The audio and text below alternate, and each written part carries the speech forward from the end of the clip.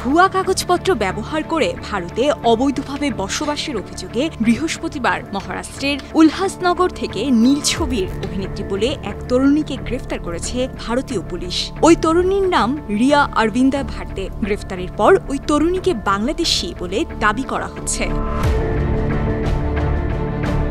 তবে ওই নারীকে বাংলাদেশি নীল তারকা তকমা দেওয়ায় রীতিমতো সমালোচনা শুরু হয়েছে নেট দুনিয়ায়। নেটিজেনদের একাংশ বলছেন রিয়া নামের কোনো তারকাকে তারা চেনেন না। কেউ কেউ মন্তব্য করেছেন বাংলাদেশের কোনো নাটক, ওয়েব ফিল্মেও কখনো তাকে দেখা যায়নি, তাহলে কিভাবে তিনি বাংলাদেশি তারকা হন। আবার কেউ এটিকে বাংলাদেশের বিরুদ্ধে ভারতীয় গণমাধ্যমের অপপ্রচার বলেও মনে করছেন।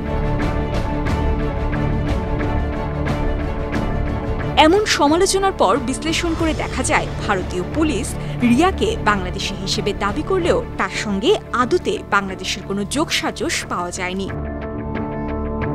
ভারতের একাধিক গণমাধ্যমে পুলিশের বিবৃতি অনুসারে রিয়াকে বাংলাদেশি হিসেবে দাবি করা হলেও রিয়া বা তার পরিবার বাংলাদেশের কোথায় থাকতেন তার কোনো সুস্পষ্ট প্রমাণ এখনও আনতে পারেনি পুলিশ।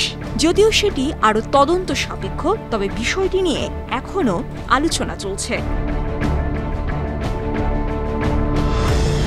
ভারতীয় গণমাধ্যমে রিয়াকে বাংলাদেশি দাবি করে উল্লেখ করা হয়েছে তিনি দীর্ঘদিন ধরে সপরিবারে মুম্বাইয়ের অদূরে উল্লাসনগরে বসবাস করছেন। তার মায়ের নাম অঞ্জলি ভারতে, যার পূর্ব নাম রুবি শেখ, ভাইয়ের নাম রবীন্দ্র, যার পূর্ব নাম রিয়াজ শেখ, এবং বোন ঋতু, যার পূর্ব নাম মণি শেখ। এদিকে রিয়ার পরিবারের সঙ্গে আদতে বাংলাদেশের সম্পর্ক আছে কিনা তা নিয়ে এখনও স্পষ্ট কোনো তথ্য প্রকাশ করতে পারেনি ভারতীয় পুলিশ।